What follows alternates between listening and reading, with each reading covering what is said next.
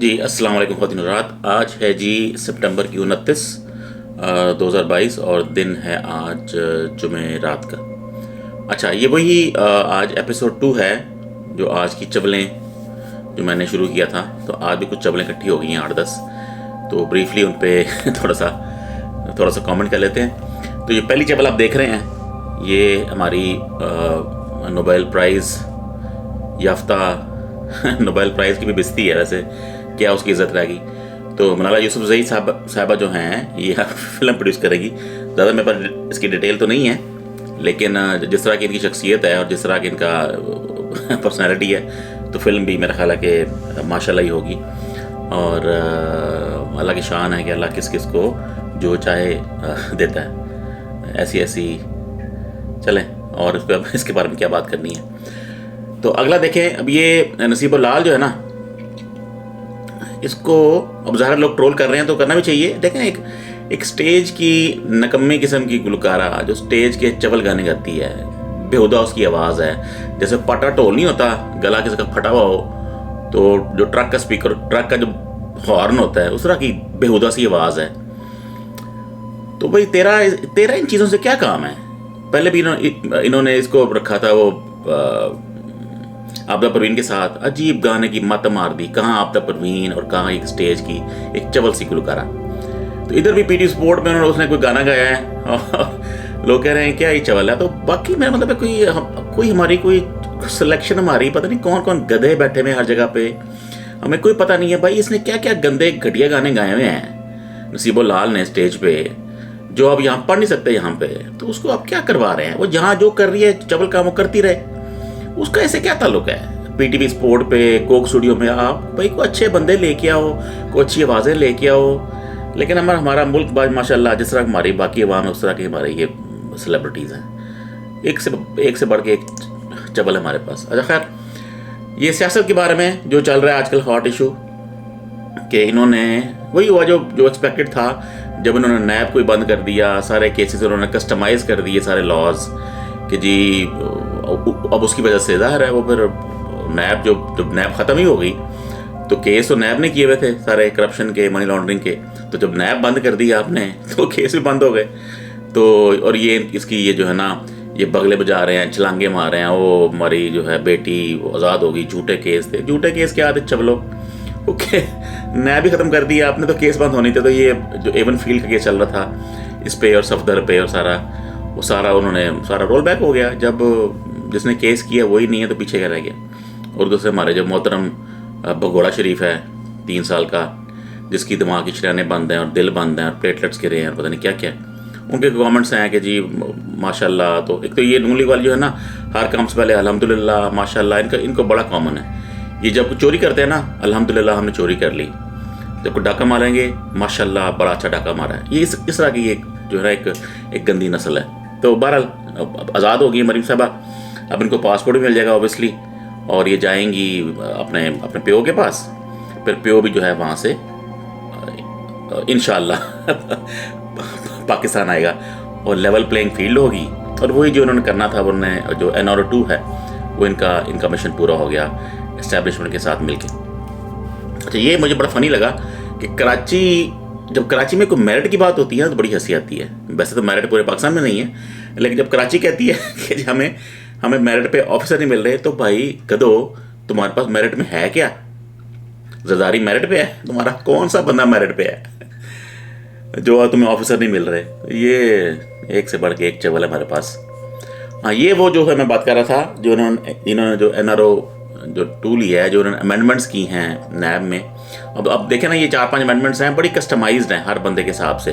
कुछ मरियम के लिए हैं, कुछ शहबाज के लिए हैं, कुछ जो इनका साद रफ़ीक है ख्वाजा उसके लिए हैं। तो कस्टमाइज़ करके ना उन्होंने किया है कि किस तरह किस को निकालना है। तो उन्होंने उन सबको निकाल दिया है कि 50 करोड़ से जो कम करप्शन होगी वो नैब देखेगा ही नहीं। 50 करोड़ रुपया थोड़ा होता है, तो वो सब निकल गया, वो शहबाज भी निकल गया 50 करोड़ से कम।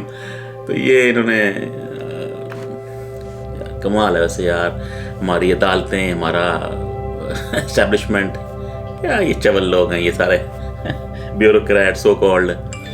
क्या मुल्क का हाल किया आपने। शर्म से डूब मर जाना चाहिए इन सब को जो आपने ये काम किया पाकिस्तान के साथ NR2 करके। पाकिस्तान चल ही एनआरओ पे रहा है। पहले भी एनआरओ हुआ, फिर पता नहीं एक और भी हुआ, मुफाहमती क्या हुआ था, अभी एनआरओ 2 हो गया। अब वो सब देख रहे हैं मुंह चुक के, और ये सब ने दोबारा आ जाना है।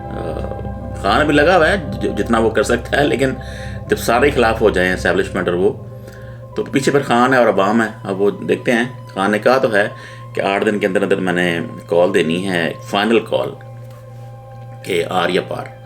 तो चलें, बहरहाल ये जो एनआरओ 2 है ये इनका ऑलमोस्ट कामयाब हो गया है। अब सिर्फ नवाज शरीफ रह गया, उसके भी केस ख़त्म हो जाएंगे और वो जो है इंशाल्लाह पाकिस्तान आ जाएगा भगोड़ा। ये देखें ना, शहबाज शरीफ, यही इन्होंने नैब में अमेंडमेंट की है कि 50 करोड़ से कम जो है अब वो केस नैब नहीं सुनेगी।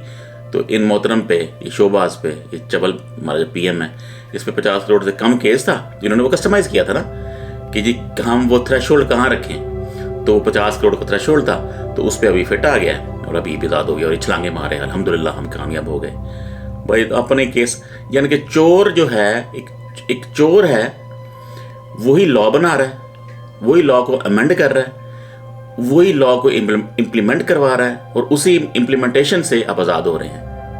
अल्लाह की शान है। और जो उनके पीछे है वो शेर अल्लाह की शान। ये देखें ना, ये मैं बात कर रहा था, कौम की बेटी हो गई है जी मरियम, जीत गई है जी। ये सारी नैब में अमेंडमेंट करके सारा कुछ ख़त्म करके ये कौम की बेटी हो गई। ये ऐसी बेटियां बनते हैं, ये माएँ बेटियां ऐसी बनती हैं, अपना सारा कुछ करके ना। ये खुद साख्ता कौम की बेटी, खुद साख्ता कौम की माँ। कोई कहती है कि मैं कराची की बेटी हूँ, कभी कहती है मैं पेशावर की बेटी हूँ। ये अपने बल्लों में बेटियां बनी फिरती है जाहिल लोग। अच्छा, तो ये जो है ना, अब ये यहाँ कौम की माँ बन गई। और भाई तू माँ जिसकी है ना उसकी माँ रहा है, तो कौम की माँ ना बन। एड्डी तो कौम की माँ चोर करप्ट हमारी माँ नहीं बन सकती ऐसे चवल लोग।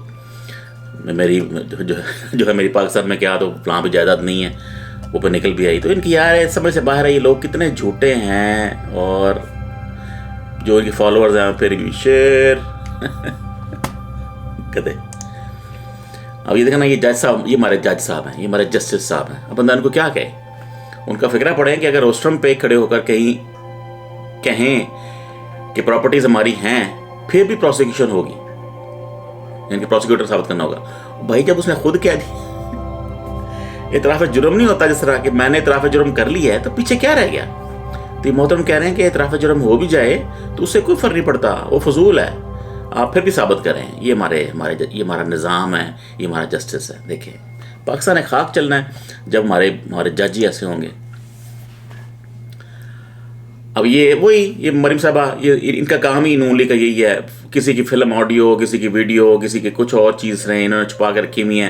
कभी जज को ब्लैकमेल, कभी किसी जनरल को ब्लैकमेल, कभी किसी सहाफ़ी को ब्लैकमेल, कभी किसी दोस्त को ब्लैकमेल। ये ब्लैकमेलर पार्टी है।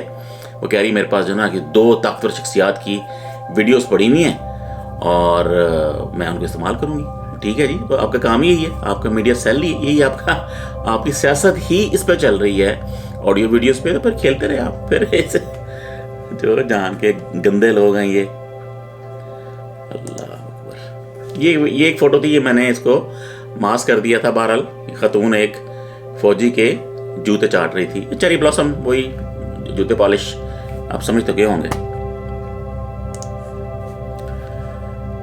ये वही जो मैं अभी बात कर रहा था कि नवाज शरीफ की वापसी का प्लान बन रहा है। ज़ाहिर है उनके केस भी कस्टमाइज हैं, वो भी केस ख़त्म हो जाएंगे तो वापस आ जाएंगे वो पीएम के जहाज़ पे। और वो कह रहे हैं कि उनके आने से पहले वो चाह रहे हैं कि पूरी ज़मीन हमवार करें। पंजाब ही है ना, वो कह रहे हैं पंजाब को भी गिरा के, और में एतमाद जो आगे चल रही है, जिसमें जो परवेज़ इलाही है वो एक वो बीच में एक पिवट का काम कर रहा है कि अगर परवेज़ इलाही जहाँ भी चला गया, जो मोहन इलाही है वो खान के साथ है, वो साफ वो कह रहा है क्लियर कट, लेकिन परवेज़ इलाही जो है ना उसका कोई पता नहीं। वो जैसे ही वो उसने स्विच किया तो उन्होंने अदम एतमाद लेके आनी है और पंजाब को गिराना है। अपनी हुकूमत आएगी, जैसे ही आएगी तुम्हारा ये भगोड़ा 3 साल का ये वापस आ जाएगा और फिर जो भी गिरन करना करेंगे, फिर पूरा पंजाब हो गया तो काम ख़त्म हो गया ना फिर तो ये थी जी आज की चवलें। कुछ सियासी थी, कुछ गैर सियासी थी। तो ये पाकिस्तान जो है ना अब ये चवलों से भरपूर एक मुल्क बन गया है।